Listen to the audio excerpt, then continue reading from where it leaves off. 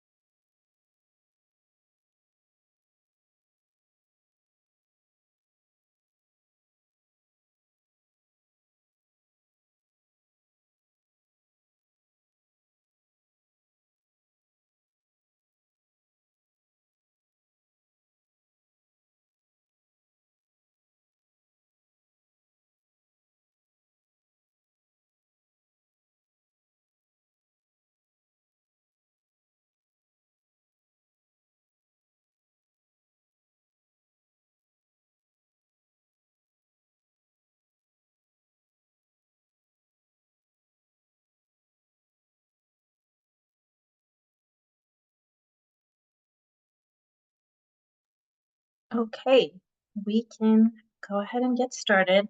Thank you everyone for joining workshop number 2 for the post-award contract change workshops that the IPA is conducting. I want to talk a little bit about who's on this forum right now.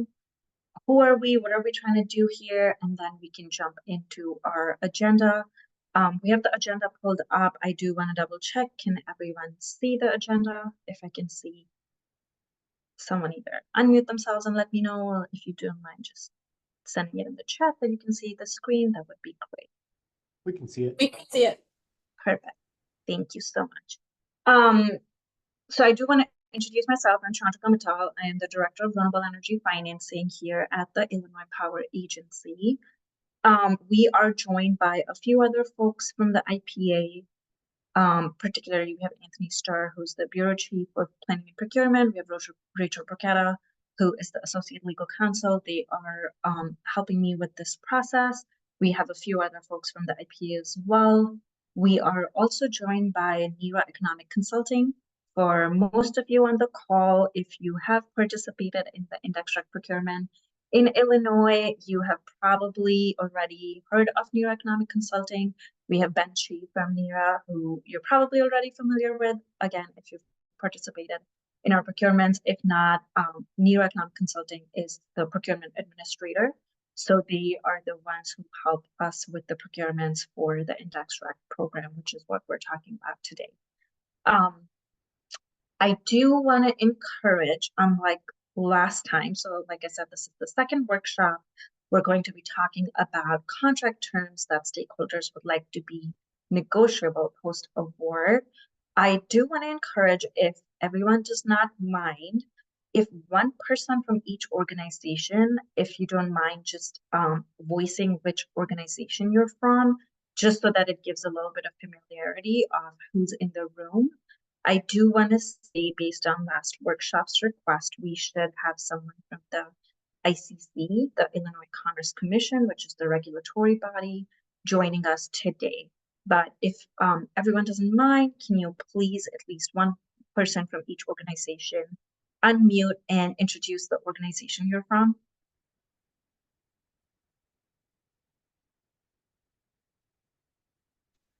Hey, Chandrika, this is Chris Kunkel with Apex Clean Energy. There's a couple folks from our team who are on here now. I see Eamon, Ed. I think that might be it for now, but a few of us should be here today. Thanks, Chris. Hey, this is Isaac Meyer with EDPR. I believe I'm the only person from our team on today. Thanks, Isaac. Hi, everyone. This is Anya Krudel. I'm with Emeren US, and I'm also the only person from our team here today. Thank you, Anya.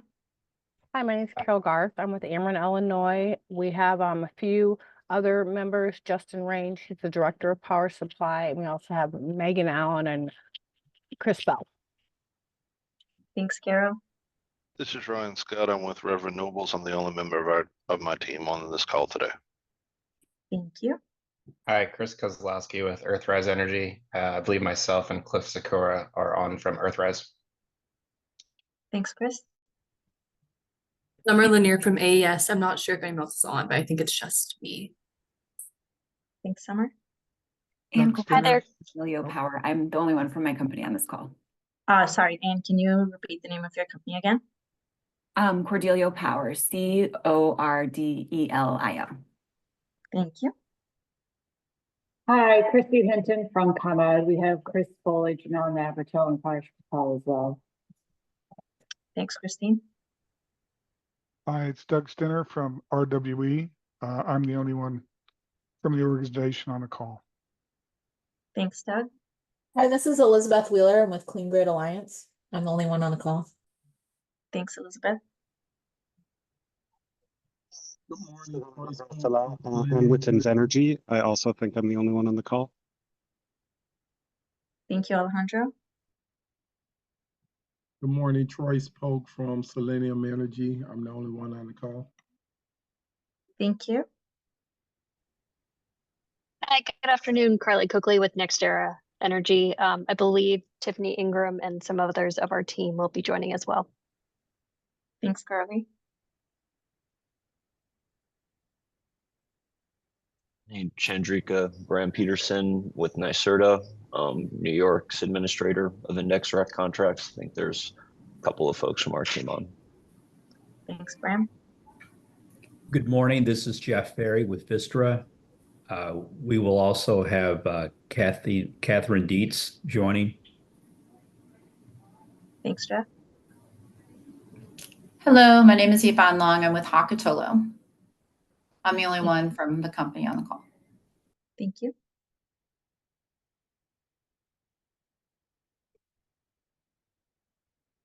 Any other organizations that we haven't heard from? Hi there, this is Thomas from EDF Renewables. Thanks, Thomas. And we got Fred Short with Birch Creek Energy. I'm the only one from our organization on the call today. Thanks, Fred. This is Alexandra from Ranger Power. Thanks, Alexandra.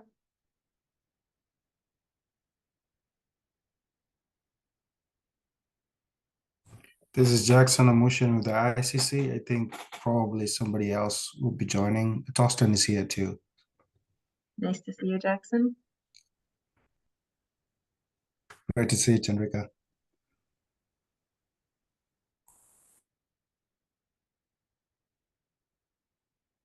Anyone else that did not hear their organization?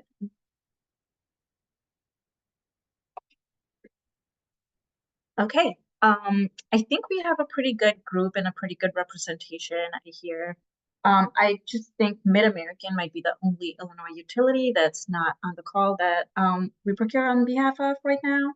But it sounds like we have a good group of the development community on the renewable side, and we have both Ameren and ComEd represented, as well as Jackson from ECC. So thank you again for joining us today. I think it might be a little helpful to hear who else is here, just so that we get to know each other and kind of understand where we all might be coming from.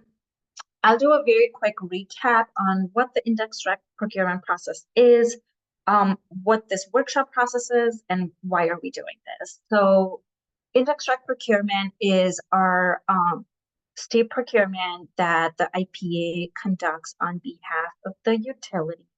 We are not a counterparty. The contract is between the utility, which is either ComEd, Ameren, or Mid-American, and between the most likely the energy developer.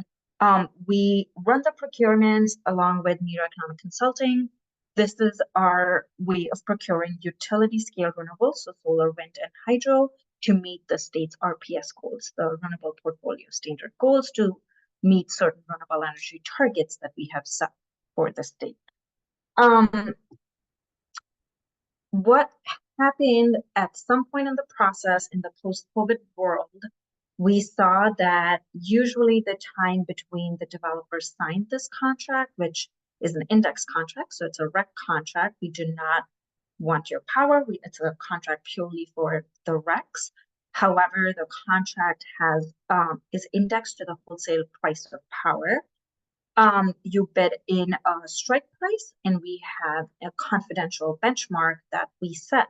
If your strike price comes under that benchmark, you may be awarded a REC contract, which you have the option to sign at that point.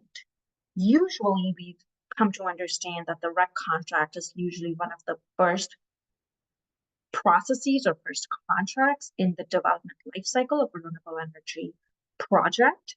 And by the time the power plant, the project is nearing energization or construction, it can typically be a few years between when this REC contract was signed and the project is constructed or ready for energization, which means that the strike price or the award price that was awarded at the time of signing the contract, let's say a few years later, we have heard from the development community that that price is not economic anymore sometimes.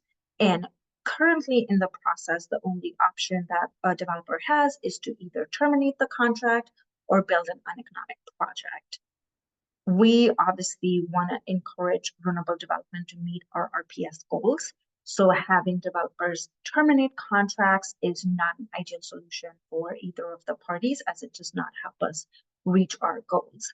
So we are trying to be more proactive based on the feedback we've gotten and hear what the development community might want to see if there was a formal negotiation process in place to come back and negotiate either price or other contract terms that we're going to talk about today. What is it that they would like to be negotiable? This is our formal forum to bring up these concerns that we've heard informally in the past, and that is the reason why we're holding these workshops. We put out a stakeholder feedback document back in June, walking through what this workshop process might look like. This is the second workshop in the process. We expect to hold 5 such workshops, so 3 more workshops in addition to the one today. You will have access to the workshop recording, the notes, and our conversation from the workshop. The idea is to understand what the community would like to see changed, what is actually feasible legally for us to change. And then if we come to a path where we see enough requests and feedback, we can have a formal compliance filing, which is what we set out to do. This is what we put out in our long-term plan in 2024, or it was launched early 2024, that if there is a path forward on having a formal renegotiation process, we will put that in our compliance filing by February 2025. So that is the target we're working with. That is why we're holding these workshops. I do want to cover what will we do with the information. I understand that there's potentially your competitors on the call today, and I understand that a lot of folks may not be interested in sharing what they may see as competitive information. Why we're trying to hold them is we work behind the scenes because we're required to keep this benchmark process confidential by law. We work to put together these benchmarks, and if we have the right feedback from the community on what they are seeing in the market versus what we are seeing in the market, it will help us align our worldview coming from a similar perspective, lead to better benchmark outcomes, which will eventually lead to us matching on what we see happening in the market and what you are reporting as happening in the market. This information, you have the option to submit either confidentially via email to me, or you are more than welcome to share public comments like you do for most of our stakeholder processes, or obviously bring it up in this workshop to the extent that you feel comfortable.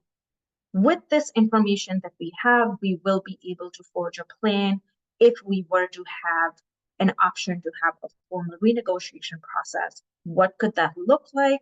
We want to obviously maintain the sanctity and competitiveness of the initial procurement. So we obviously want to think through, ideally together, on what the challenges might be in having a formal renegotiation process and how we can overcome them. Because this conversation is not one where I just tell you the information because I don't have it, I'm trying to gather that information with you all. We want this workshop to be very conversational. As long as you feel comfortable sharing whatever information you feel comfortable sharing, please feel free to unmute during this entire workshop process. If you have questions that you would like to ask, please feel free to stop me at any point, pose those questions. If there's any feedback, you can always use the chat feature as well if you don't feel comfortable unmuting. But I would like to see as much conversational format as we can. So with that in mind, I do want to pause and see if there are any questions about what we're doing here, why we're doing this, and what we're trying to do with this information and with this process.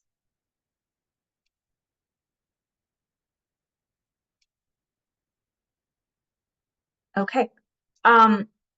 Seeing no questions, I hope we all understand why we're all here. Our discussion topic for today's workshop is contract terms that stakeholder would like to see as negotiable post-award. We've particularly seen questions on strike price when people have gotten back to us in this process, specifically for these large-scale projects. Like I said, the development timeline by the time the project is ready for construction can be a few years. Obviously, that's a big one, but we do want to open up the conversation on if there's other terms that folks would like to see as negotiable post-award, or what contract terms we should keep as negotiable post-award. Because if we are, let's say, not handpicking a few contract terms, it essentially looks like rebidding. And maybe the answer is that that's what folks want to see, that if there's multiple requests, let's say in a COVID-like environment that we saw, in the debt environment that we're seeing right now, if we're seeing the markets change and shift so rapidly, if the answer is, hey, we would just like to have a rebid instead of coming back and negotiating the same contract, that's an option as well. We just want to start the discussion of what terms, if we were to, let's say, only have such terms that we want to be negotiable post-award, what those could look like. So I do want to open up the forum for, obviously, our first is strike price. If there are certain drivers that you think should mandate a request for change in strike price, we want to talk about what those should be. Some of the prompt questions that we have is if there should be a ceiling or a floor to the allowed change in strike price, if it should be indexed to an inflation index, which is what we're seeing some of the other states do. Are there agreed upon data sources? So there's a bunch of prompts for us, but I think I do want to start with the first question. If you all are participating in similar procurements in different states, or even if not, are there certain ceilings or floors that you think make sense to have when we do make the strike price, let's say, negotiable post-award? If there's any feedback on that, any opinions, I would really like to hear that. Or even if you're seeing a ceiling or floor in a different procurement in a different state.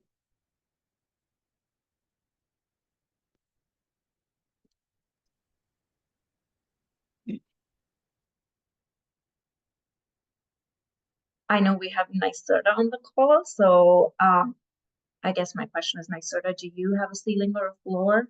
Or I know you guys don't have a formal renegotiation process, but do you usually have a ceiling or a floor in your bid prices? Yeah, we employ a similar ceiling above which bids submitted to our competitive RFPs are not eligible for award. Our index rec contracts are a little different in that NYSERDA is the counterparty purchasing recs directly from the project owner. And yeah, we do not employ a price floor at this time. we do reserve the right to reject bids in the event that they are not presenting as having a viable plan to proceed to construction and operation at the price that is submitted to us, but no formal floor at this time. Thank you. So I guess, yes, Chris. So I think just, well, I guess let me stop quick. If anybody has like a direct response to that, you can jump in. I was gonna make some more broad comments about that specific question. Just to basically say, I think we're generally supportive of some level of renegotiation around price, given some of the context that you offered earlier. I think we need to be very careful about how that's done and allow for maybe some narrow specific allowances.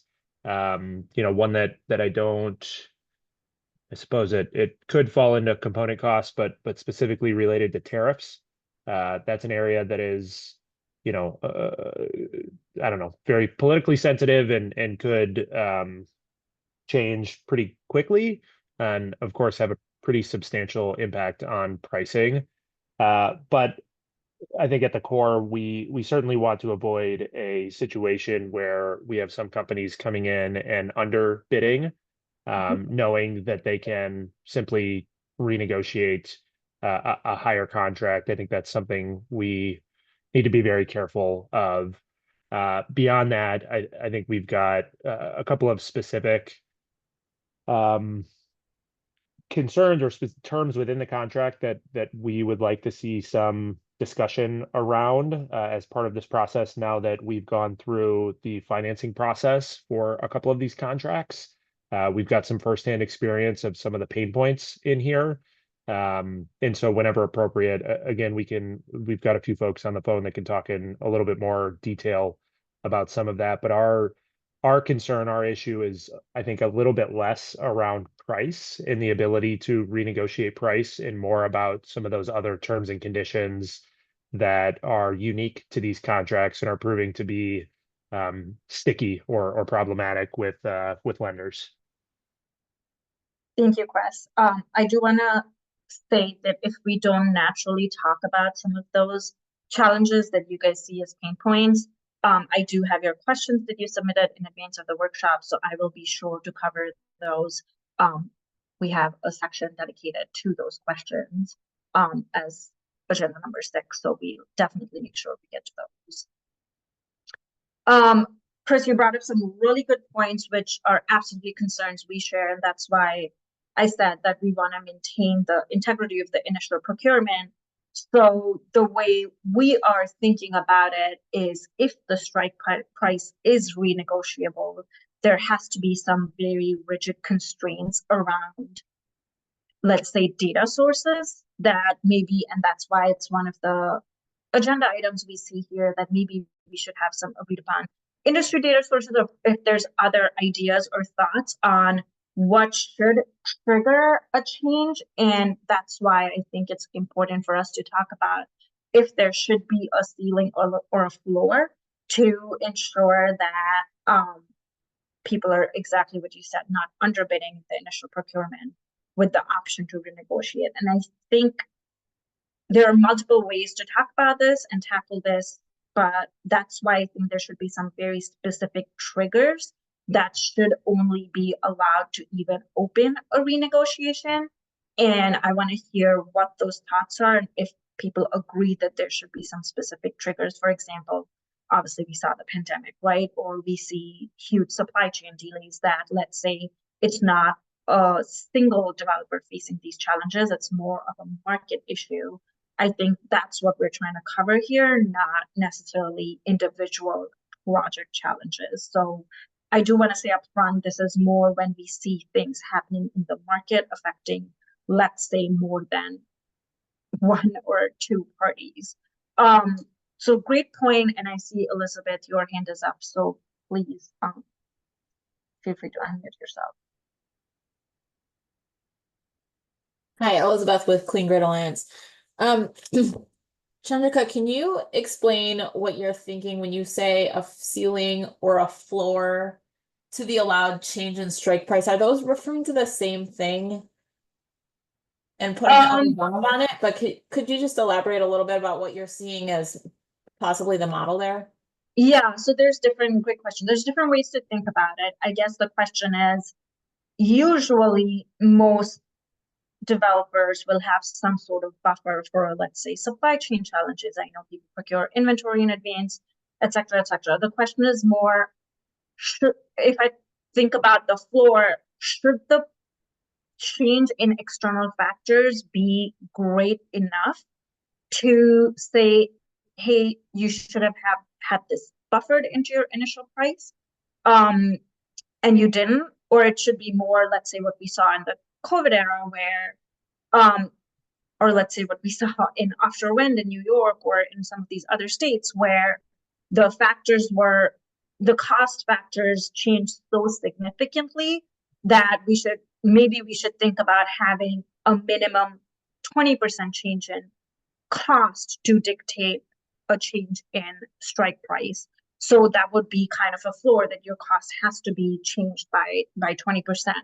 And we can also have, when I talk about ceiling, I'm thinking about if the factors have changed, again, taking offshore wind and the Northeast as an example, where we're seeing the cost more than double or triple.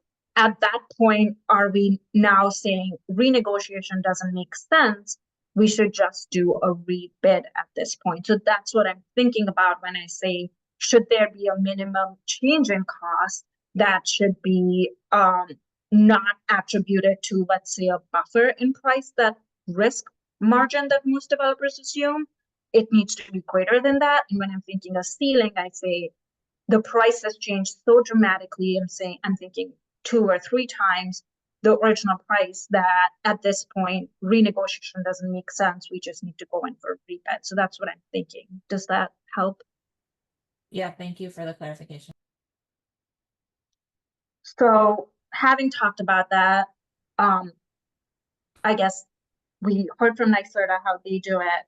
I don't know if folks are participating in that procurement on this call, but curious how everyone feels. Again, I understand that one's slightly different, but how everyone feels or thinks about whether there needs to be a certain change in cost that should trigger a change in strike price, whether that's a minimum or at that point we're thinking there needs to be such a dramatic change that renegotiation doesn't make sense, which is the ceiling, and we need to go for rebid. So any thoughts on that?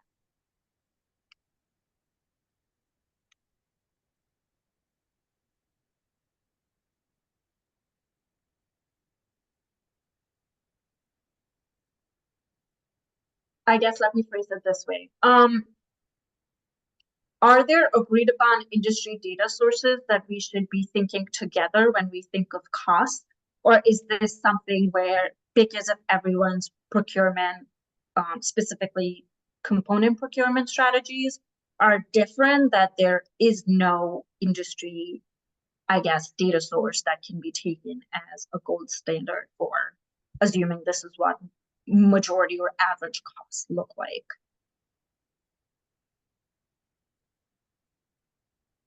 Well, this is Jeff Barry with Vistra.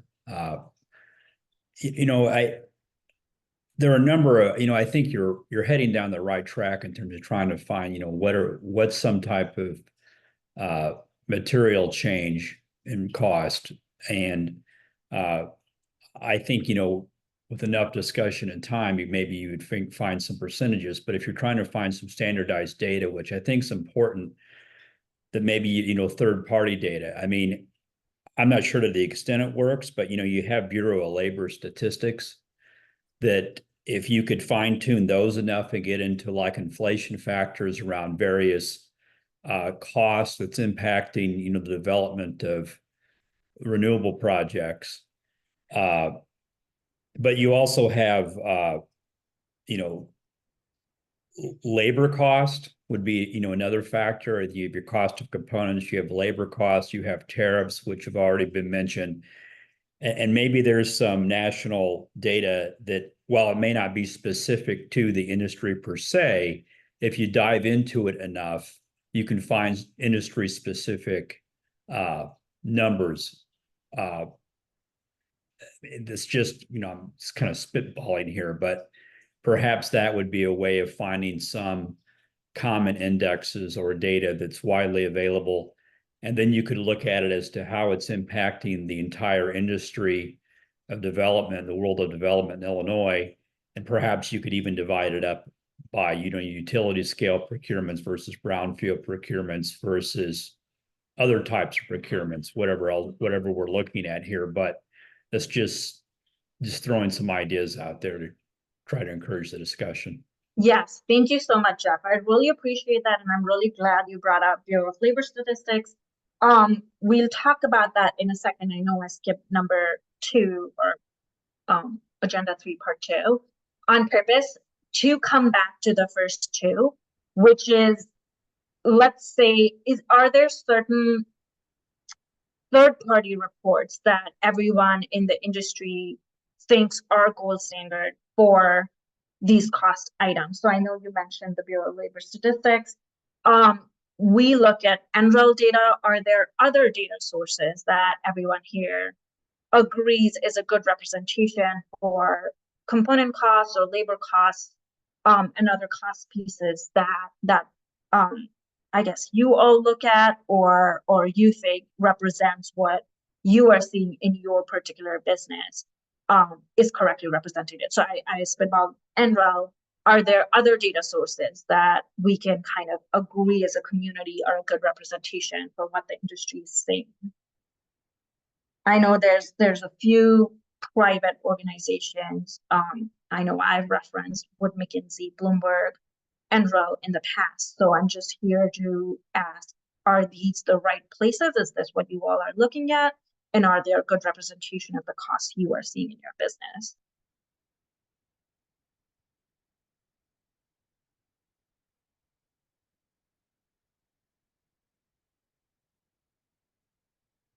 Come on, these are third-party sources.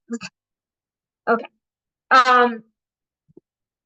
I guess what I was trying to do here is, let's say we can agree upon, let's just take an example. Let's say we can agree upon between Bureau of Labor Statistics and NREL covers most of the component costs that you all are seeing. And if we can talk about, okay, let's say if the module costs change, which tariffs could be one of the reasons they change, greater than 20%, that is a trigger for ability to renegotiate. Is this line of thinking something that you all would feel is in line with what you would hope to see or not?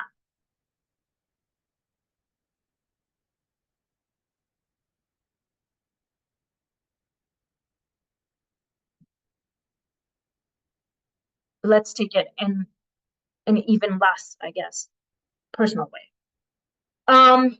I know for again what happened in the Northeast, we saw that some of the states are now indexing their strike price to different inflation indices. Is this a strategy that you all have participated in? If yes, how do you feel about it? And if you've participated and you don't like it, why is that? Is anyone willing to share their experience with that?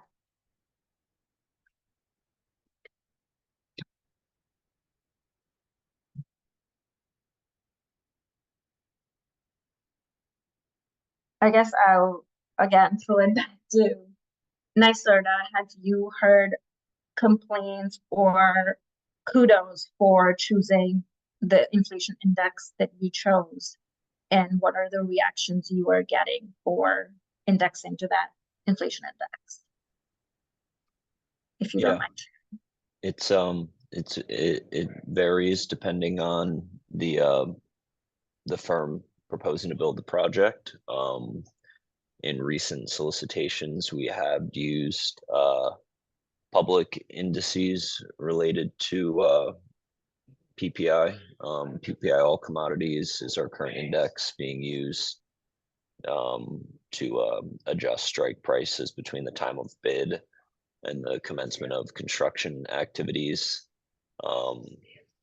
But yeah, there's also been interest in more bespoke technology specific indices that don't factor just one index and account for multiple indices that can be more volatile than PPI, that are associated with the major components to build these projects.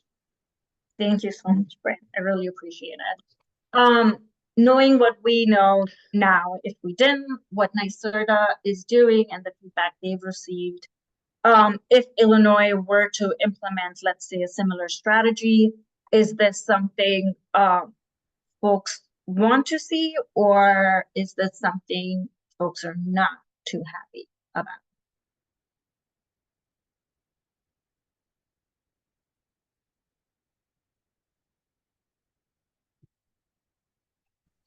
This is Ed with Apex Clean Energy. I mean, at a high level, I'd say it's at least at the upfront stage of the bid process. It doesn't hurt to for developers to have two options, whether it's bidding in a firm price or bidding in a price that would subject itself to index inflation, an inflation mechanism, and that price would fluctuate up until the point of the project kind of reaching a financial close or a financing milestone that would then lock it in, allow us to close out financing. So NYSERDA would be in best position to answer how many developers are using it, but it's certainly having options isn't viewed as a bad thing, at least by developers. I guess maybe your second, or more to your point, if developers didn't bid with that inflation mechanism, should they then allow, have an option to later apply it? That's a trickier question. So yeah, I'll leave it to others to weigh in on that. Thank you. I guess, Brian, sorry, back to you on NYSERDA. From what I understand, I don't think that's an option that developers get. I believe you're just automatically adjusting the strike price based on inflation between those time periods. Am I wrong about that? Yeah, it varies by program. So our offshore wind bids, which have much longer time frames from bid to construction, we are indexing those by default now. For our land-based procurements, which are primarily wind and utility scale solar, it is an option to submit a bid with or without that PPI pegged index. And I can't speak to specifics on how much uptake we have gotten, but there are developers interested in it and have submitted bids with it to our past couple of RFPs. And part of the reason we're here today is because we are looking to improve ours as well. So interested in what everyone else has to say. One example is not only potentially selecting if it is, indexed to inflation or not, but also giving folks the ability to select an index, since we've heard various views on what they think is most illustrative of how they are seeing their project costs changing. Thank you, Ram. So just as a heads up, our third workshop, and I'll come back to you, Elizabeth, we'll be talking specifically, we'll be comparing and contrasting other state models and going deeper into, let's say, what New York is choosing versus Rhode Island, Massachusetts, or whatever other states have implemented inflation indexing and what indices they particularly chose. So we'll be going a lot deeper into that in the third workshop. But for now, I am trying to assess if inflation indexing is even something people care about, they want to see, they like it, or they don't like it. I think that's what I'm trying to assess right now. If you like it, why? Like Ed said from Apex, that they like it because it gives them the optionality, and optionality is seen positive. If people don't like it, I'm curious to see why do they not like it. Elizabeth, over to you. I just had a follow-up question for Bram, and then another thought on what you just said. But Bram, can you share what the difference is timing-wise between those offshore wind contracts and the land-based contracts that you were saying the offshore were automatically being indexed, and the what is the time differential between those? Yeah, so the offshore wind projects that are eligible to bid to our current solicitation are in various stages of pre-development, but are still, years away from being able to commence construction. So we made that a requirement as sort of a safety valve for us, not knowing what's going to happen in the next decade.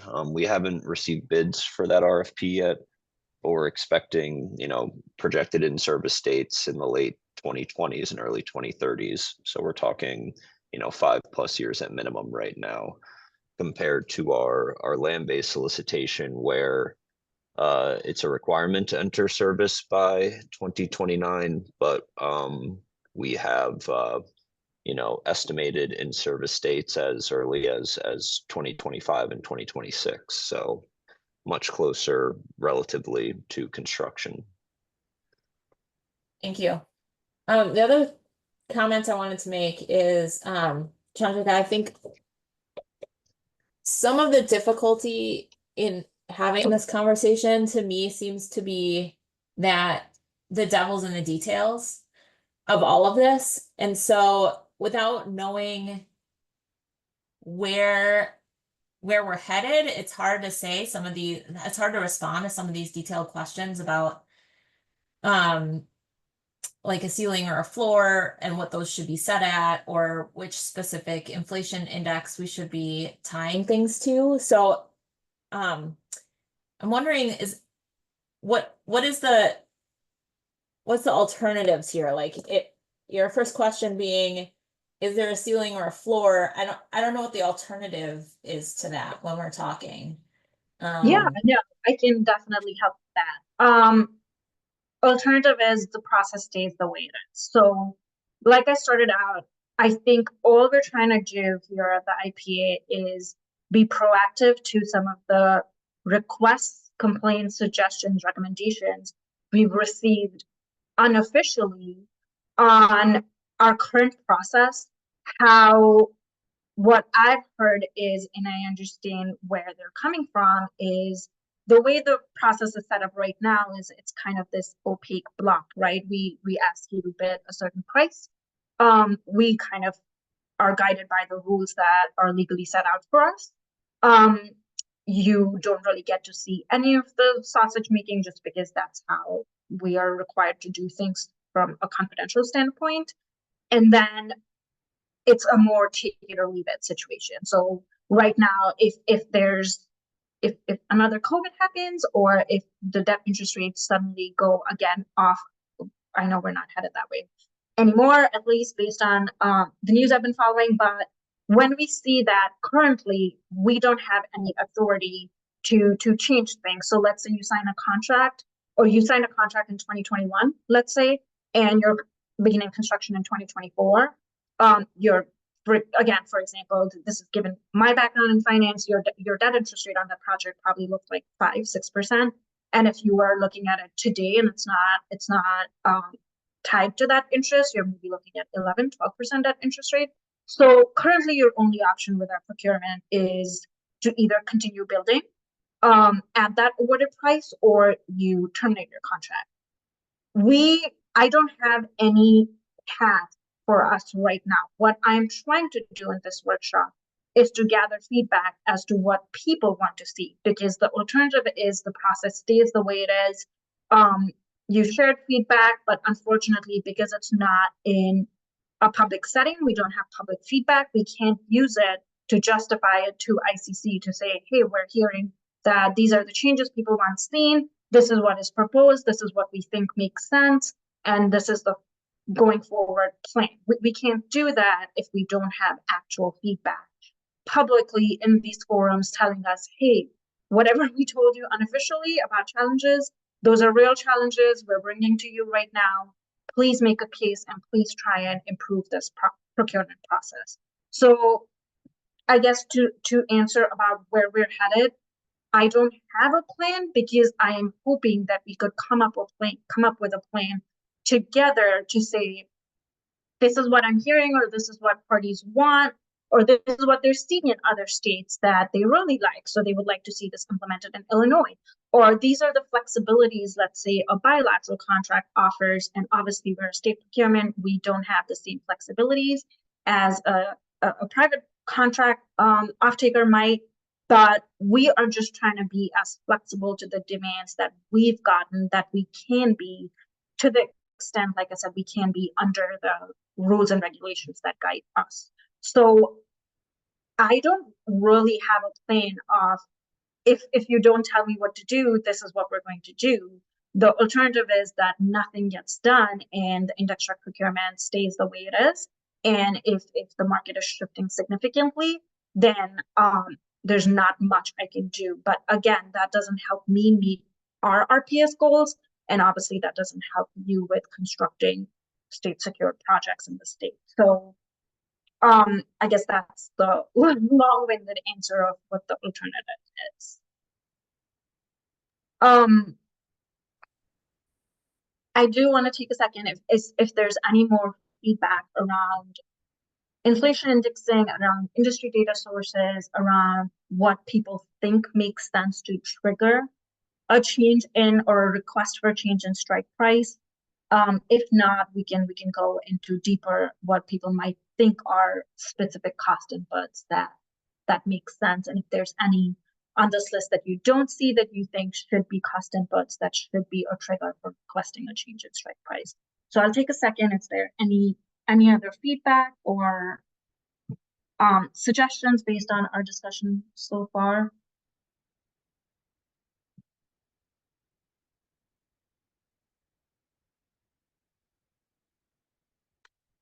Okay.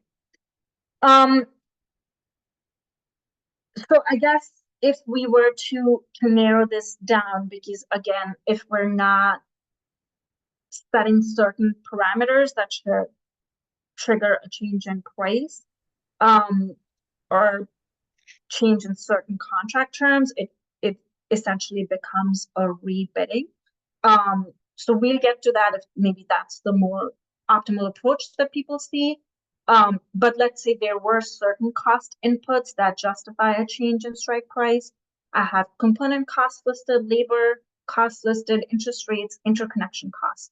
Is there anything else or any other major cost buckets that you all are seeing volatility on or major changes in that you think should be, I guess, agreed upon cost inputs that might trigger a change in strike price?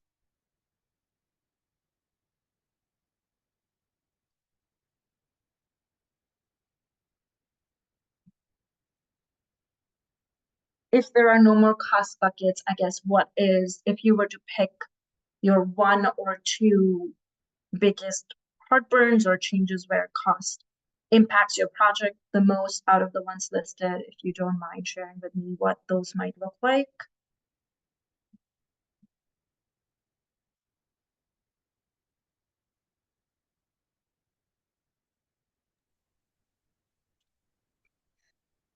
I was gonna add one here, and this is a specific one, so it's just thinking through possible things that happen. And this is, I'm going to say it generalized, but what if there is a regulatory or legal change that impacts the cost in some way? And I am just thinking of whether that's a fee or impact on land costs or some other sort of regulatory law change that happens between the date when, the contract is awarded to a later date, which, you're seeing throughout the country, different impacts of whether that's moratoriums or things like that, that might impact where a project has to move or things of that nature. And that might not be applicable here, but I'm just trying to think through the kinds of things that could come down the line, problem points for projects unrelated to this that could impact this. So that's just one other, and I don't know how you would define that. And maybe that's again a showing on the part of the developer to say, here's a regulatory or compliance issue that has impacted our costs such that it goes to X point. And a second point I was going to make to your the inflation. I mean, I think from our team, we would be open to that idea. I think that as someone said earlier, and I apologize, I don't remember who, but given optionalities and openness and possibilities, And to like echo Elizabeth, that, you know, that it's the number, whatever that number is, obviously that would factor and what it's tied to. I can't speak to what sort of data sources or indices. I could go back to our team to ask if that has something they want to look at. I fear that my answer that I'll get is, well, it depends. So, and just also acknowledging that that's the answer we get on our end too sometimes. So. Thank you so much. No, that's a great point and something I didn't particularly think of in terms of regulatory changes. The only one that comes to mind is tariffs. But I guess that's embedded into component costs.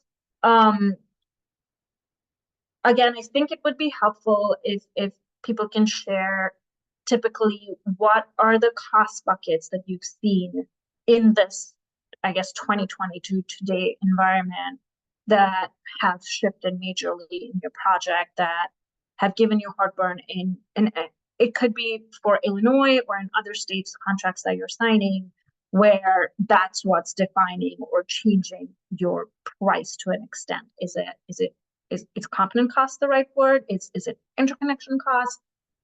If you can just share some of that with us so we can understand what these buckets look like or where to expect changes, and if we were to come up with a plan, which cost components or which cost buckets should be factored in would be super helpful.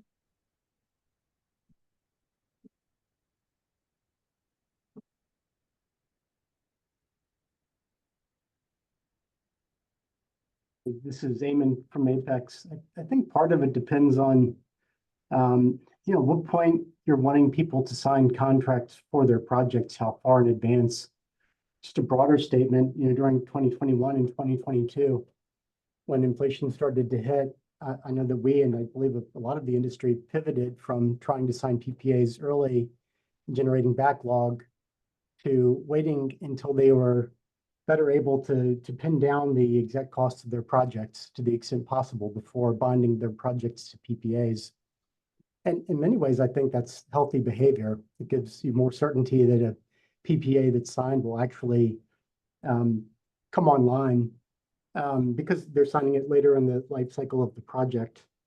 More recently, the types of economic impacts that we're seeing are more project specific versus the macroeconomic trends. It's less to do with inflation. And I think more recently, some of the surprises have come around, road upgrades within the county, and then affected systems are some of the things that can kind of pop up and surprise you at the last minute. Those in addition to tariffs, which is more of a macro impact on the projects. But I do think a question is, how much do you want to incentivize early bids where people may be able to rely on some of these cost adjustments to de-risk their PPA versus waiting until they have more focus on their actual cost. But the primary one, I mean, the turbines and panels are some of the primary drivers of cost. I think second to that are general EPC costs. Much of that is tied to commodities, and then quite a bit, especially with the prevailing wage provisions, is related to labor. Thank you so much. That is really helpful. I guess I want to pull in Ben, if you're still available, Ben from NERA. At what point are we seeing currently the way procurements are run? What are the absolute minimums that a project needs to have in order to be awarded an index rec contract right now? If you don't mind sharing that with the group. Yeah, hi everybody. Thanks for joining this workshop. So I think the question here deals with project maturity, and in large part, what we are after, the most critical piece of project maturity is really site control, to help us understand that you have maintained or actually secured the land that is required, or actually half of the industry standard. That's what we are basing off of, to be able to help us understand the viability of your project. So, the rest of the requirements, whether it's an interconnection agreement or whether it's some of the some of the studies, feasibility studies from the RTOs, they're really there to help us understand whether you have sufficient site control or not. So I think that's really the main thing that we are after. I hope that helps. Thank you, Ben. So knowing how early, I guess, we're allowing projects to be in this process, are there other costs that should be in here that we should be looking at that can majorly move the needle?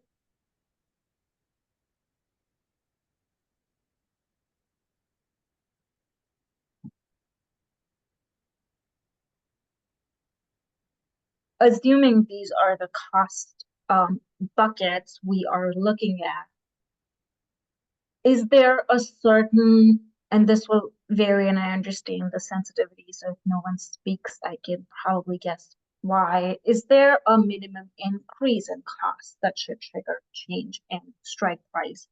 Which I think goes to, I'm sure there's a certain amount of buffer that everyone puts into their bid that assumes the impact of certain cost changes that can be absorbed. But is there more than a certain amount? Let's say if you see component costs go up by 20%, let's say we haven't agreed upon, based on the discussion so far, let's say we haven't agreed upon index we're looking at, component costs have gone up X percentage. What might that percentage be that you as a developer would say needs a negotiation on strike price, or I need to basically have a different contract price? If you can share ranges or just estimates of what you think those minimums should be, that would be very helpful.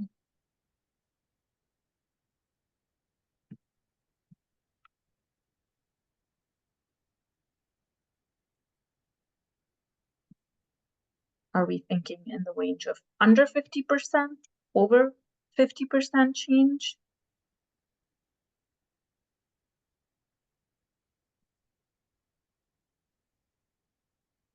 Mutal, hi, this is Dom from NextEra. If you want to seek the lowest cost for the customer here, we would contemplate you want a relatively low threshold, which allows people to give their best bids. And obviously, you don't want the administrative hassle of a change on a tiny increase. But I think you're a lot closer to, I'm just going to throw out numbers on the run, but 3 to 5% rather than 10, 20, 30%. Because otherwise you're asking people to price in quite a bit of risk in their base bid, and that may be for an eventuality that never strikes, and then you're overpaying.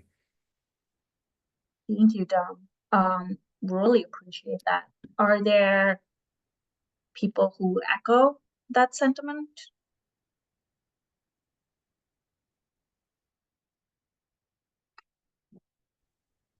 It's Doug Stinner from RWE. I echo that sentiment as well. Thank you.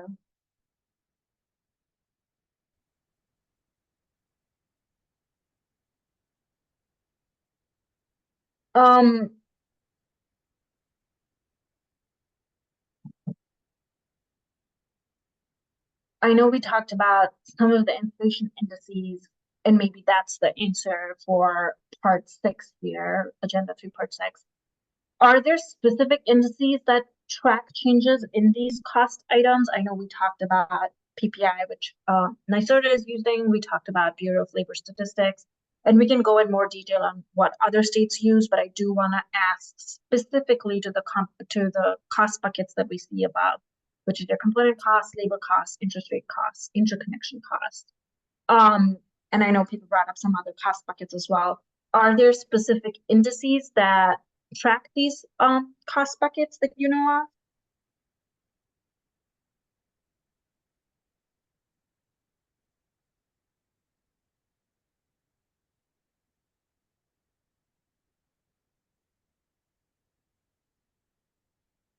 My gut says the answer lies somewhere between multiple indices, so PPI, labor, and maybe others. Is that what maybe people are thinking? Tal, it's Tom Goretto again from Next Era, and I'm a new participant, so I may be out of context and apologize if I am, but wonder if any discussion has been had around the use of kind of an independent engineering entity to provide an evaluation that's tailored to projects, in Illinois of the scale and technology that we're talking about, that could be something that's a little bit closer to the specifics that the average bidder in this situation is going to be addressing, rather than something that's a much broader type of index. And I'm not familiar with indexes that may be out there, so perhaps there's a great choice that we don't know about. But I'll just throw that out as an alternate concept of having an independent evaluator and maybe a bank of a couple of them available to work with the program. Not sure it's the best idea, but wanted to brainstorm for you. No, thank you so much. There is no such thing as good or bad ideas. We're looking for all ideas right now. So thank you. Maybe. I guess that would be my quick reaction. But I think the most cost-effective way would probably not be that route to go the independent evaluator. I think when we're looking at cost-effective solutions, I'm hoping for a bunch of indices that together may be covering a lot of these cost buckets for us that we could reference. Either way, I think that would be, like I said, non-cost effective, but definitely a good route to give us a very detailed look into specifically what parties are seeing in Illinois. So thank you for that. This is Jeff with Vistra again. I think one of them that I don't think you mentioned this one, but I know you mentioned the BLS, you mentioned a PPI. But I think when it comes to labor cost, you could also look at the state publishes the prevailing wage rates, which I believe are put out on a regionalized basis in the state, but that would be another source. Great, thank you, Jeff. This is Brenda from Cordelia. One thing, I don't know if it was discussed here, sorry, I'm kind of in and out on this. The largest cost for any renewable project is the capital cost. And the largest component of the capital cost is the equipment. And I don't know that any of these indices really capture those pieces. But yet they become pretty public after the fact. And they're highly negotiated, and there's a lot of, market power that gets exercised on both sides. So anything that we can do to reflect that, I think would be pretty big. I know labor is a big piece as well, but that is the number one item. Thank you, Brenda. So I guess let me throw it back to you. Which third party or index, I know you said maybe not the index, but which third party do you think reflects the equipment costs that the industry is seeing most accurately, or I guess which third party reports are you guys seeing as gold standard for equipment costs? Right, this is the hardest thing to capture because, as I was saying, like a lot of it is negotiated or sort of market power driven or just market dynamics. But I will definitely ask my colleagues what they refer to, but there are a lot of levelized cost of energy reports that, like, for example, the ZARD puts out, and also the Lawrence Berkeley Lab, that will definitely, capture history. They won't capture what's happening right now, but they will capture history. And but not far history, right? So those are annual reports, and each of those get published with some sort of lag. So we have touch points probably every 6 months that we could all lean on. But let me, it may not be granular enough for what we're trying to accomplish here. I'm just trying to point out that a lot of these federal indices don't capture the number one component. Thank you so much. Yeah. I'll Yeah. try to, I'll ask my colleagues who are closer to this, what they might recommend. Thank you. I really appreciate that. And yes, you are right, and I'm really glad you brought up Lazard and Berkeley.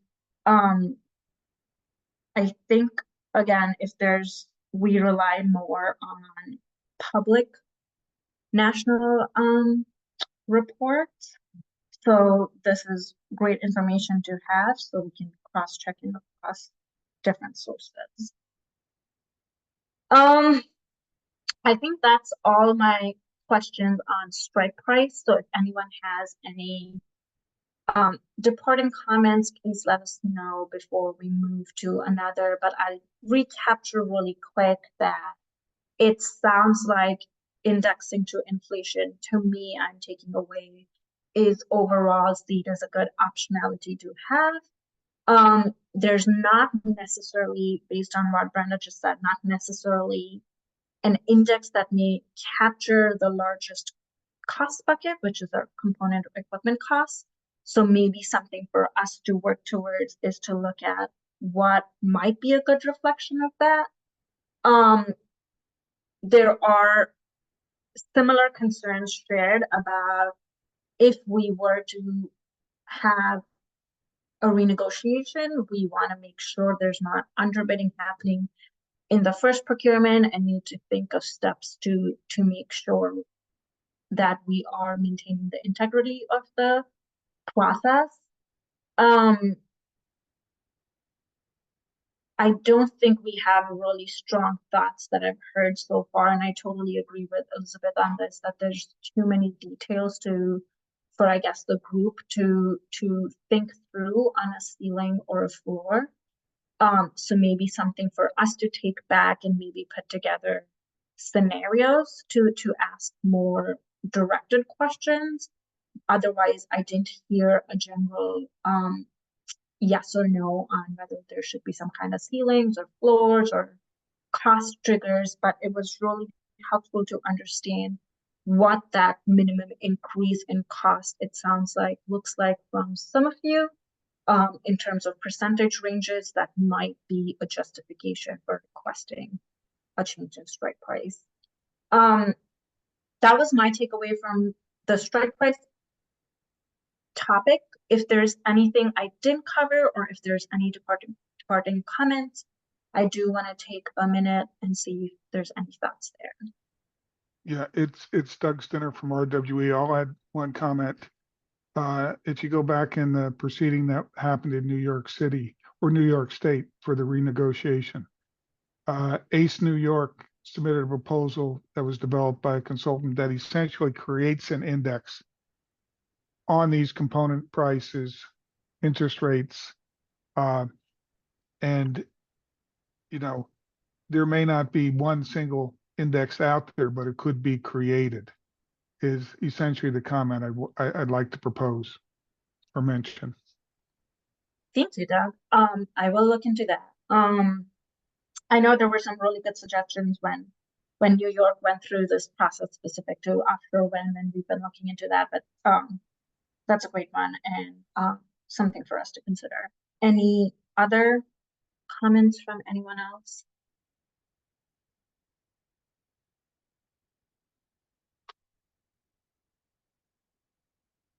Okay, so I do want to go into really quickly. Our current contract has certain force majeure events that can be triggered for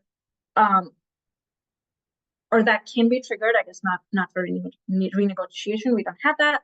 But if we were to think of renegotiation, are there certain force majeure events that you think should be included as a trigger for requesting a change in the contract?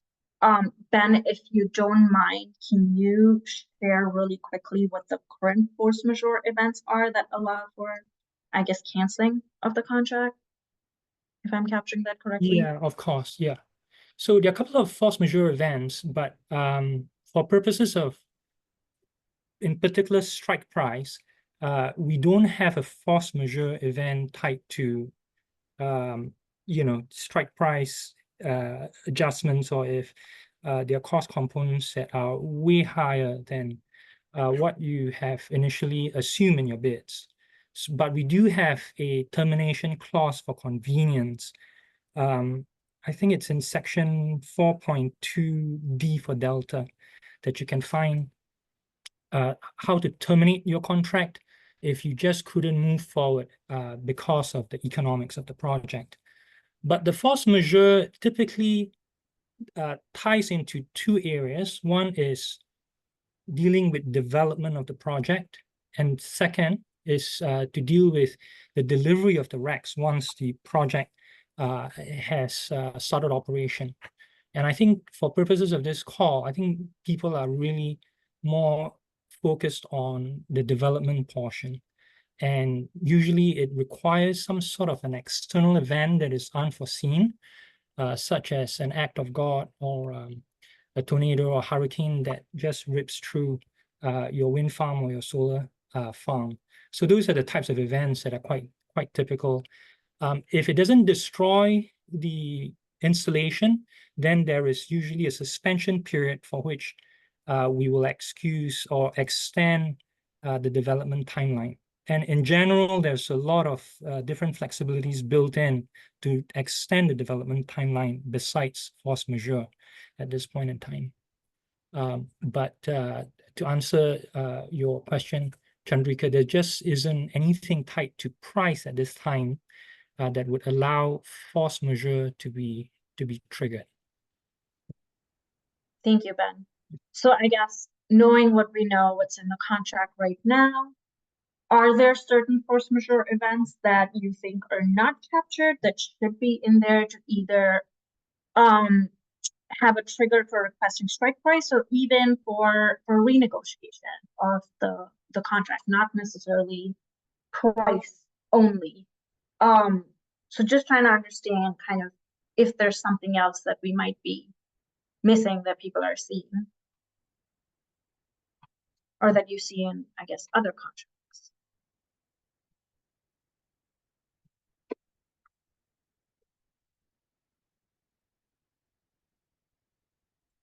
Okay.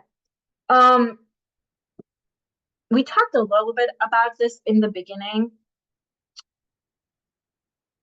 Would people rather have a rebid, which is something similar to what we saw on the northeastern states for offshore projects, than even renegotiation? Are there thoughts on, hey, we think it might be easier, more fair, while potentially maybe a more administrative process to have to, instead of even think of renegotiation or form a renegotiation process, do people feel it's just better to maybe do a rebid in the next procurement? Do you think that's because we currently, I do want to say we do procurements twice a year for index track, a spring and a fall procurement.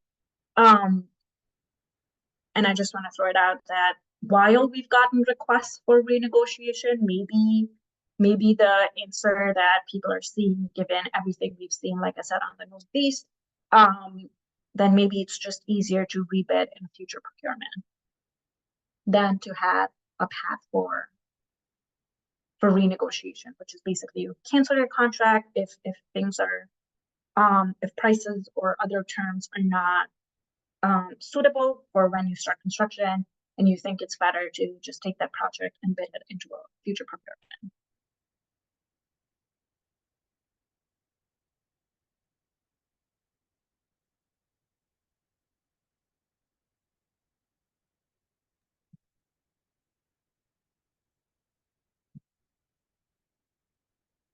Well, this is Jeff Ferry with Vistra, and well, I don't know that we feel strongly one way or the other on this. So this is really just kind of, it's an interesting question, right? Because you could certainly see certain circumstances where maybe rebidding would be more efficient, but at the same time, I guess parties have that option now in the sense that you can cancel your contract and to opt to participate in the future procurement. I guess one question I would have about, do we have a real good sense on if rebidding would delay development of certain projects because essentially in many respects you're starting over again, as opposed to a contract renegotiation, which may allow a project where a party has spent a lot of money to get the project to a certain point, run into some snags, and be able to, with a renegotiation, be able to, proceed more quickly than perhaps the time it would take to go through a new procurement process on a rebid. I'm not sure if any parties have any thoughts on that, but that's just kind of some thoughts that I was pondering.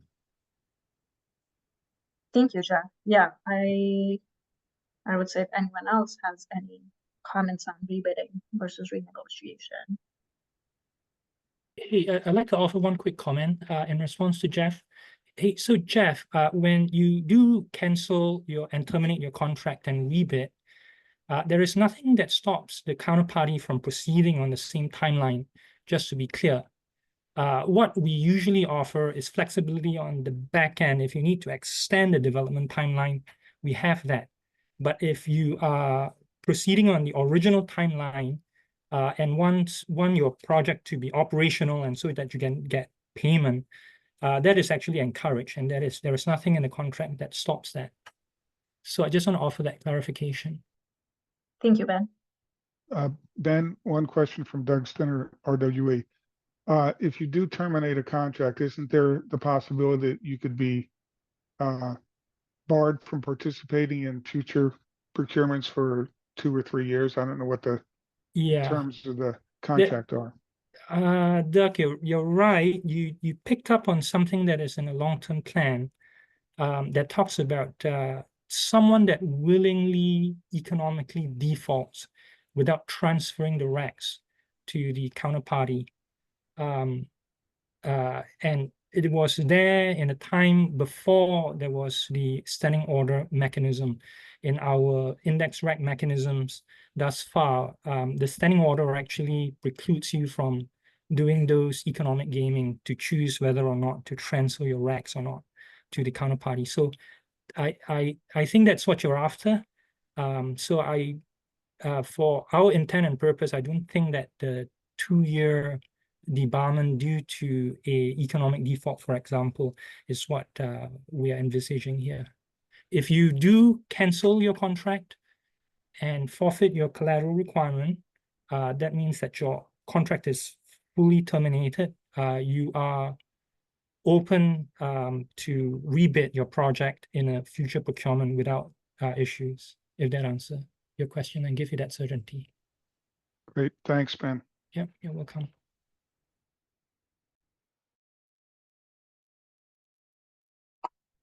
Any other thoughts on rebidding versus renegotiation?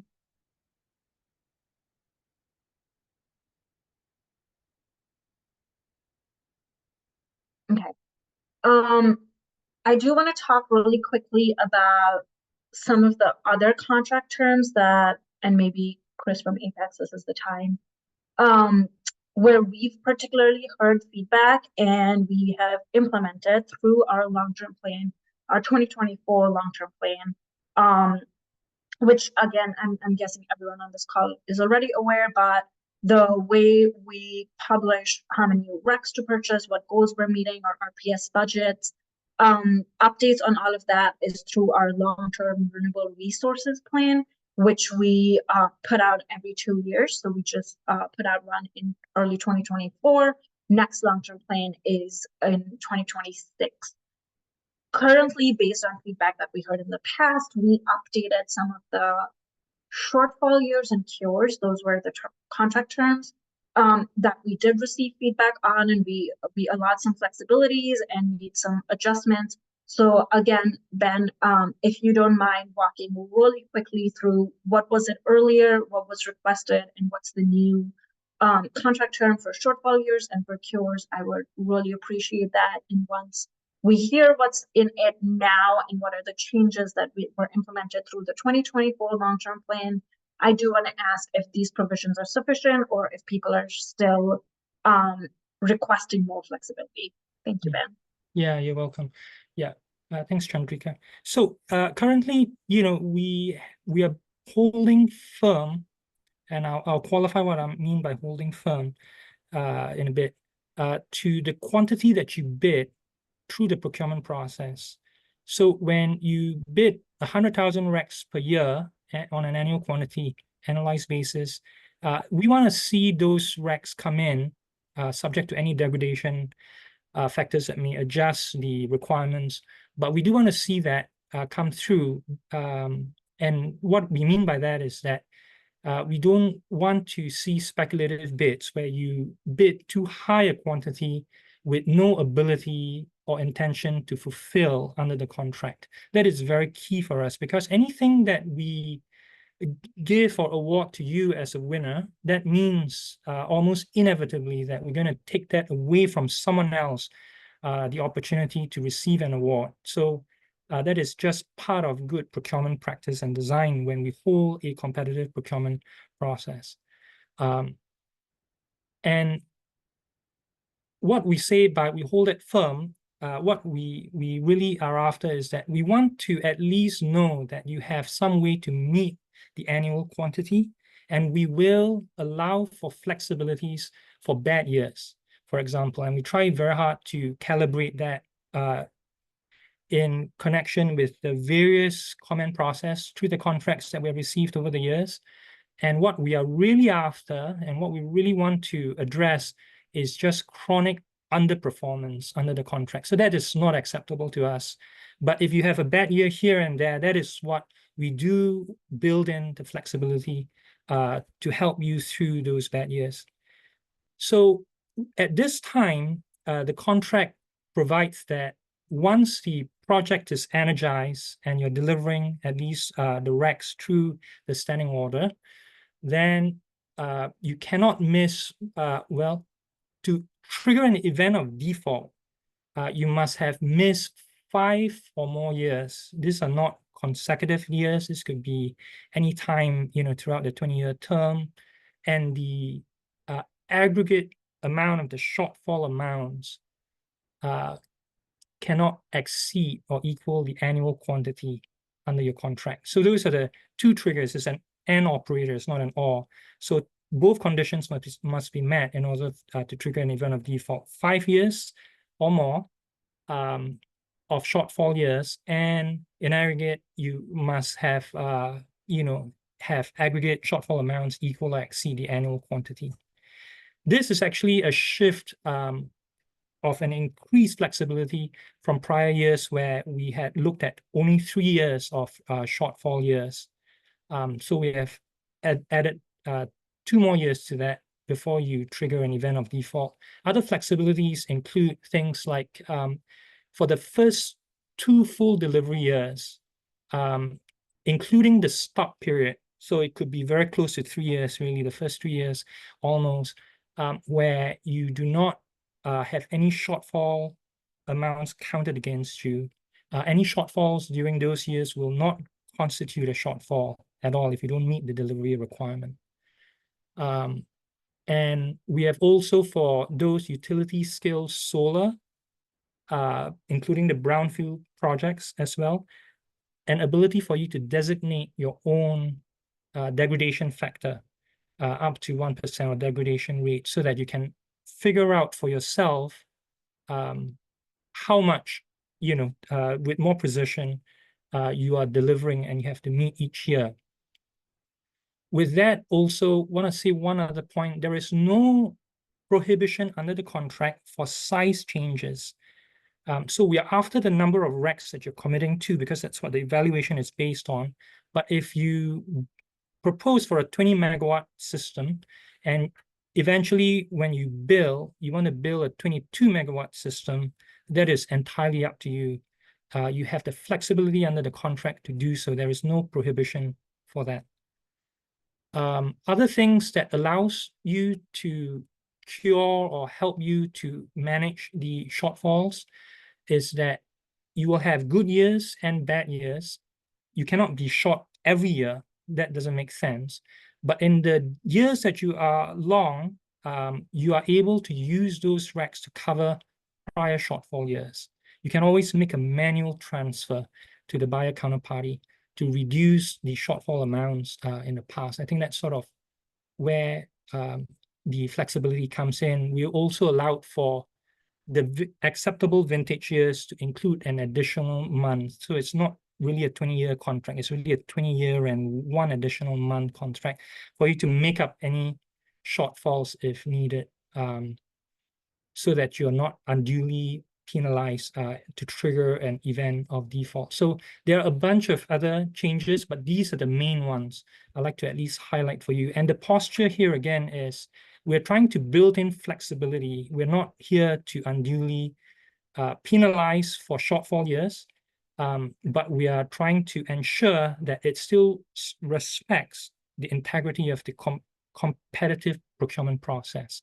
And that is what I think will be for the greater good for everyone involved. I hope that clarifies the main features. If you have other questions or you want to see other flexibilities, we are quite open to listen to them and to recalibrate if required. Thanks. Thank you, Ben. So I already see a hand up. Yes, Eric. Hi, this is Eric Haug with Apex Clean Energy. Thanks for that description, Benjamin. That's we understand the contract pretty well with a number that we've signed with you all over the years, and I think we're coming at this a little bit from the perspective of we don't have like a number of widgets we can deliver under a normal procurement. This is it's a non-dispatchable resource. So when we bid a volume, we generally look at what is the 20-year probability that we're going to generate a certain quantity. Oh gosh, sorry, my audio.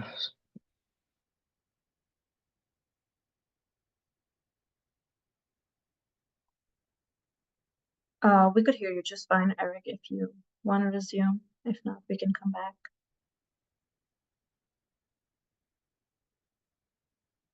Yes, Brenda, in the meantime.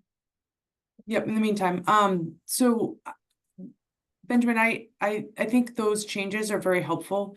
What they end up doing net at the end of the day is essentially making it an as generated contract within a certain band. Let's call it, 75% of P50 to 120% of some band. And yet it has all the complexity of accounting for a fixed volume, subtracting it, there's just, I think there's easier ways to accomplish what you're accomplishing. And it's also, I think, an administrative burden for everybody involved, the way it's being done. I'm curious to hear, Brenda, is there an easier way that comes top of your mind that you could recommend or suggest? I can't. Yeah, just have the contract be for whatever the volume that's bid, but not have to account for deltas within a certain band above or below that. Meaning, you're in compliance with the contract if you're producing at least 80% of what you bid or 120% of what you bid. Or I'm just making numbers up. There's 100 ways to do it, but the concept is that it's an as generated product and you're bidding a certain volume and you don't want people to game that volume. And I think every utility contract from, the 2000s on have a concept in there that basically tries to avoid gaming or prevent gaming. So if you miss certain volumes as a percentage of your P50, then you're in default. But there's a cushion there before you do, because the nature of the resource is that it's not a firm resource. So you can't, what you can put onto the developer is maintaining the project, but putting the resource risk onto the project and then giving flexibility later just creates a large administrative burden for everybody. I understand what you've done and I've read it and it looks doable. It's just overly complex. And at the end of the day, it's essentially getting to what I just talked about. Thank you for that feedback. Yes, Kenton. Yeah, hi, Kenton Harder with Earthrise Energy, and I'm just going to speak to, I think, what Eric was starting to allude here to, and coming back to the nature of what is a intermittent resource, right? So non-dispatchable, and using a far long dated 20-year probability of what generation will produce. The challenge with that is that when you think about those probabilities, you have to use a probabilistic curve or your p-values. Meaning that when we bid in, what we're doing as developers is we want to build in that most optimistic case, right? Because this is what we're underwriting to. We're coming in and saying, great, over these 20 years, we will develop a project that delivers the, call it 100 megawatt hours a year, just using round numbers. The challenge, though, is that when you look for more certainty, specifically when using third-party financing, is they want much higher certainty, nearly 100% accuracy. And what that implies is essentially a 15% haircut on P50 generation, while the PPAs are only allowing for a 5% threshold of default. So there's an immediate conflict right there of, as lenders who only have downside risk, want to make sure that these volumes are accurate and certain, it's going to inherently produce lower generation. And so while I understand the need to protect this competitive procurement, to say that, great, we want to make sure that developers are producing the highest quantum of megawatt hours for what they're bidding in, we're equally aligned there. The challenge is that for those companies that need to rely on third-party financing, it's a downside risk play, not upside. So I think that there's just an inherent conflict between what lenders require versus what is in the contracts today. Thank you, Kenton. I think that's really helpful. And again, I don't know to what extent and what we can change, but I would highly encourage you, when we put out our long-term plan for comment, our next long-term plan, if you can share those comments as stakeholder comments, then we have a way to take it back and think of options that we have within, like I said, the rules and regulations we're guided by, and see what's the best we can do. So thank you, and I would, like I said, highly encourage you to submit comment in our long-term plan comment period next year. Got it. Thank you. Yes, Chris. Hey, Chandrika. Yeah, just to echo what Ken says. So Chris Kozlowski, Earthrise. Sorry, Ken and I both are with the same company. I guess outside of just the comment for the next long-term plan, I mean, would this be something that could be ripe for negotiation post-procurement, right? What those default provisions are, or if there's flexibility there. Just within the scope of what you're doing now, right? Could this be on the list, just like the price adjuster conversation that we had earlier? I don't think this is the contract term that necessarily is something that is triggered by market factors or by volatility or other market challenges. This seems, while in the scope of process improvement, what we're trying to do post-award specifically, to me, this doesn't fit into that vision. Having said that, the reason we're still talking about it is because we got feedback in the last workshop in generally that this is something that does give people heartburn. And while I don't think shortfall years is necessarily, like I said, a lot impacted by market factors where one would change from, let's say, 2021 to 2024, I think this is something we still value your feedback on. And I think the better path to implement these kind of contractual changes and structural changes is probably through the long-term period, but I'm more than happy to take it back and see if there's what internally the thought is on that. But that's the only feedback I would give for consideration would be from a market perspective. I think under this index rec contract, the first projects are really going through that financing process now. So I would suggest that this really is based on market feedback. While while not a COVID-like or inflation-like existential input into, what's happening, i.e., supply chain, et cetera, et cetera. I do think that this is based on really the financing market feedback, and it's a function of timing relative to, these are the first projects being financed and subject to this constraint. Thank you. Okay, that's helpful for me. And like I said, I'm more than happy to take it back and see what we can do through this process around these terms. Yes, Chris at Apex. Yeah, I just want to reiterate that very last point. I was coming off mute to say the same thing. I think we need to take a step back and think about really what is the point of these contract renegotiation workshops at the highest level, right? The point of this is to respond to market feedback on this product with a goal of meeting the state's clean energy targets, right? What needs to happen to ensure the success of CEJA, the RPS, and the clean energy targets for the state of Illinois, right? And sure, we can have this conversation in the context of comments on the contract or comments on the long-term plan or here or whatever. But at the end of the day, this is something that I think we, at least as one bidder, but it sounds like others as well, are running into repeatedly with financing parties as we are now out taking these projects to market from a lending standpoint, right? This is the market responding to that, giving us information that we didn't have the last round of the long-term procurement plan.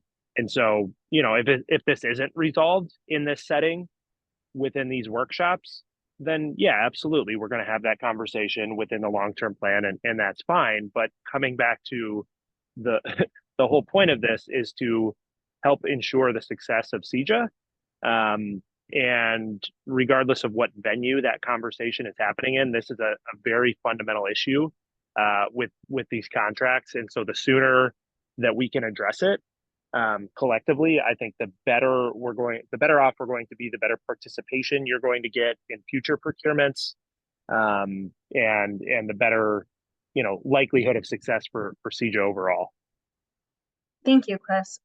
That's certainly helpful, and I absolutely agree, which is why it's still on the agenda, because I'm not flat out saying this is not something we're willing to hear you on.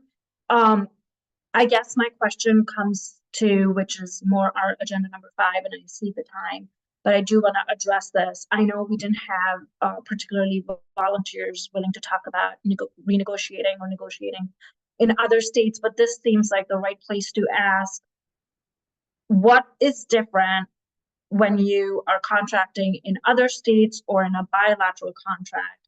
Or how does that contract language look different that you don't run into these issues in, again, with other states or in a bilateral contract that you do in our procurement? So if someone can highlight 1 or 2 things that they see differently that maybe we could implement, I would be all ears.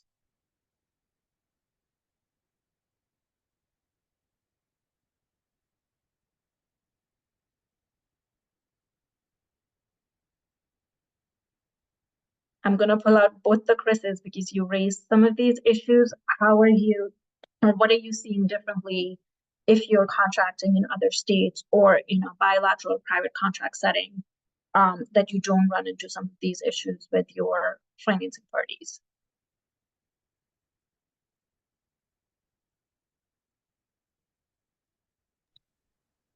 Yeah, this is Chris Kozlowski from Earthrise. I mean, I think I can't speak to other state programs. I just don't have that at my fingertips right now.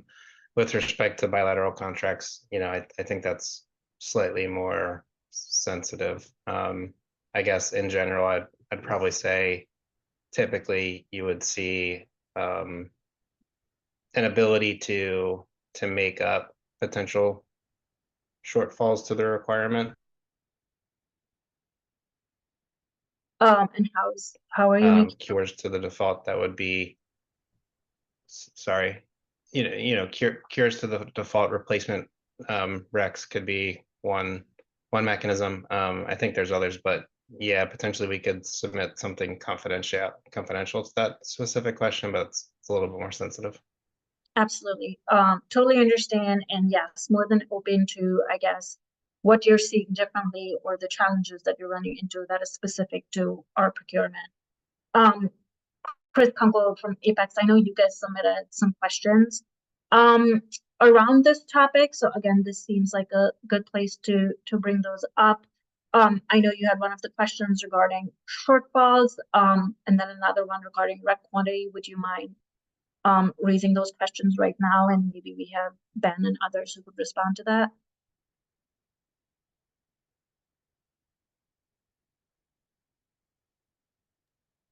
Yeah, this is Chris. I think I saw Eamon back on here. Eamon, do you want to take the lead on those questions? Sure. I mean, I'll note that I had to drop, just came back on as well, but I'll note that most of the PPAs that we work on have availability guarantees versus energy guarantees. That being said, there are energy guarantees out there in the industry, especially perhaps more in solar than in wind. But oftentimes when you have some mechanism to cure those. So if something goes wrong, you have an opportunity to fix it before the contract is completely terminated. I think in the IPA contracts, again, I'm not the attorney, but I think it's the concept of a cure is a little bit vague, perhaps. Maybe this is just an area where you could use some further definition to clarify exactly what the opportunities are to cure that situation.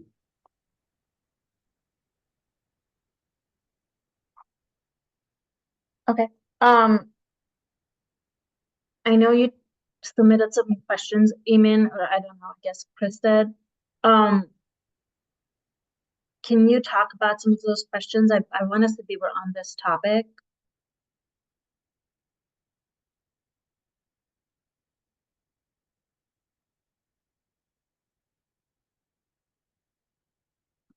Or have those questions been answered through our discussion so far?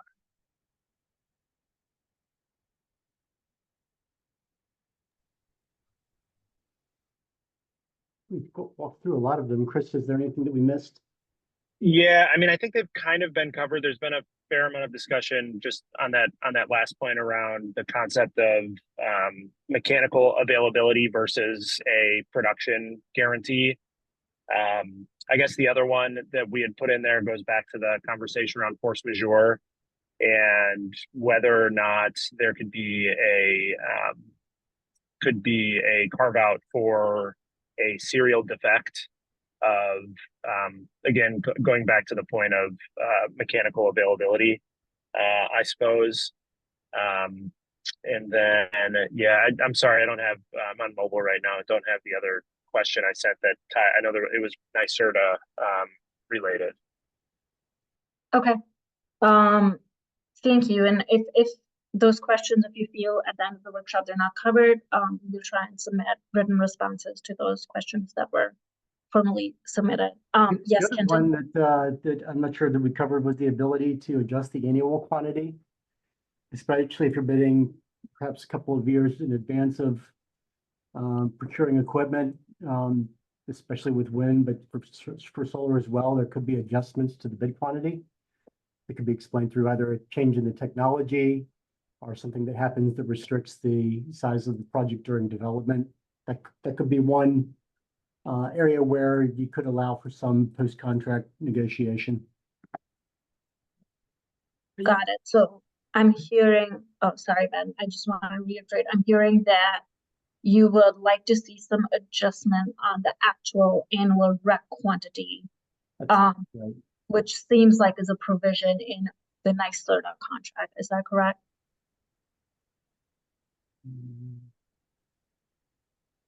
Ben, do we have any adjustments currently? Yeah. So to respond to Eamon's point and to someone else asked earlier about having a simpler way to do things, I'll just offer two quick comments. First, in terms of the quantity adjustments, we do hold firm on the annual quantity that you bid on. We kind of have to do that to protect the integrity of the procurement process, as I mentioned. But what we do allow is for you flexibility on size changes. as well as flexibility for you to readjust something called the project committed percentage. So right now, currently, the project that you propose, you do not need to bid 100% of your project. You could say 80% goes to the IPA procurement, 20% maybe for Google or Facebook. So as you develop your project, as you're closer to energization, you could fine-tune that percentage to fit what you believe would get you to the quantity that you're supposed to deliver, plus also the fact that there is some flexibilities, as I mentioned earlier, about how you can make changes to your size without penalties downstream, as well as how you accommodate shortfall years. In terms of the other question about making things simpler, I hear what you're saying. There are some quirks, I wouldn't say quirks, there are some language in the legislation that tells us exactly how we are to calculate some of these index rec calculations. And we are trying to be faithful to the language of the law that has been provided to us, as well as in how we design the procurement process and how we calibrate them to be faithful to the design elements that are prescribed therein. So I hope that help you understand a little bit of the challenges that we are facing on our end, trying to hear what you're saying and then to implement based on the parameters and the limitations that are provided to us as well. Thanks. Thanks, Ben. I see Kenton, your hand is up. There we are. Yeah, no, Ben, thank you. I guess one of the things that just listening to all of the solutions that you're coming up with around specifically the shortfall years. I'm just wondering if you've ever kind of considered, the fact that these are intermittent resources, and by kind of limiting an event of default to roughly 5% of production, that annual quantity. Have you considered that perhaps maybe this is asking the developer to take on really what would be considered weather risk? Because if there are numerous years in a row to where you're underperforming, the asset is available, it's ready to produce, but if there's no wind, that's something we can't control. And that's really what I think we're trying to figure out and get to the bottom of is, well, if we have the asset that's ready and available, but we can't control the weather, how is the IPA thought about that, specifically when it comes back to protecting the RFP process and the integrity of it? Yeah, thanks, Kenton, for that question. So you're asking a calibration question here. And, we are very open to receiving comments on calibration. So the contract is currently out for comments, to the extent that it is not something that is prescribed in the long-term plan at this time. We are open to hear how you may recalibrate that slightly differently. And for sure, we base the contract requirements from feedback from commenters and industry participants like yourself. We receive them all the time through the contract comment process, and then we review them, we looked at them, and then we see who is asking those comments and what they're asking before we implement them. So, the output of all these are really from forums such as this. So, the more that we hear on how we should recalibrate them or calibrate them, that gives us insight into, what could be an equitable way to think about these shortfall issues. So it sounds like this would be more of a discussion for future contracts, not existing ones. Yeah. And I do want to state on that note, the processes that we're talking about, especially the post-award renegotiation, this is all for future and does not apply to any of the existing contracts or to procurements that is underway currently. As of right now, like I said in the beginning, we don't really have a formal process. So those are pretty much your options.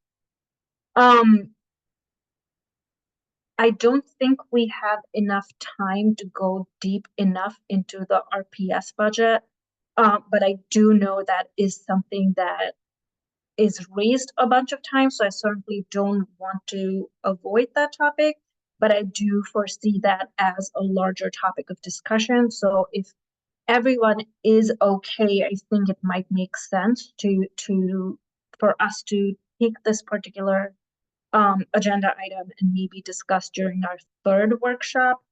Because I do want to leave a few minutes to talking about if there's any other questions regarding the topic we were talking about today that we didn't get to, and I'm more than happy to go into. I know there were questions on the RPS budget specifically that comes up during financing for you all. So I do want to talk about how the RPS budget works currently. All of this is outlined in the 2024 long-term plans, chapter 3. So it's actually better if everyone has a chance to maybe even peruse that before our next workshop.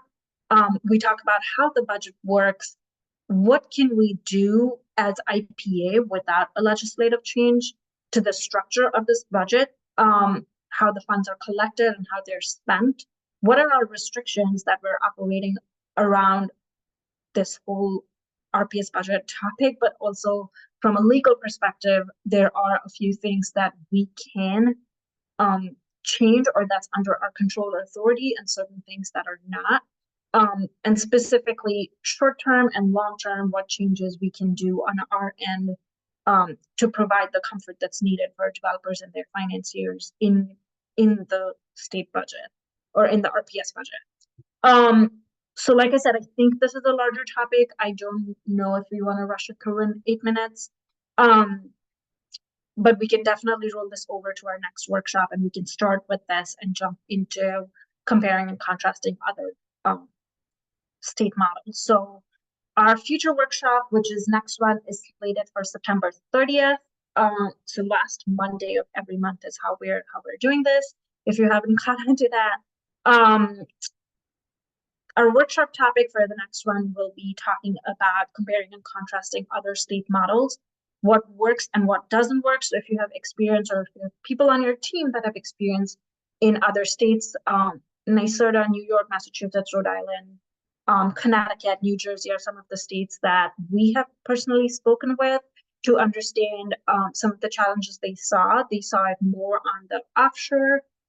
They did see it some on the onshore, like Graham was talking about in terms of inflation indexing on the onshore piece. But we are taking lessons learned from more the offshore piece because we're seeing some of those apply to onshore as well for Illinois. So we will be talking about what those states did. If you participated in that, what was your experience? What are the pros and cons? If you have feedback on those other states that we can maybe take in Illinois and implement it here. So that's what we'll be talking about in workshop number 3, again, September 30th. Expect our agenda in registration, again, a week or 2 before the next workshop. As for next steps after this workshop, in the next week, you should see a posting of the workshop notes, so a summary, along with details on, or sorry, you should see a posting of workshop notes, recording, Q&A answers from this workshop and the first workshop in the next week or so. And then in a few weeks, you'll see the third workshop details on topic agenda, and then September 30th, the date. If there are any last questions, I do want to stay around. If not, we can probably wrap this up.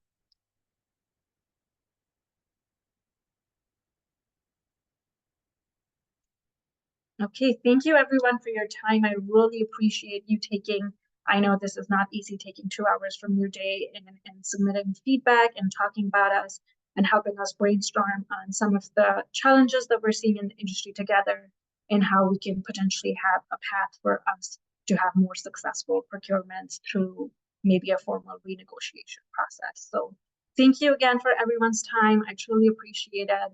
And I hope I will see you in the third workshop, September 30th. Thank you. Thank you, Mital.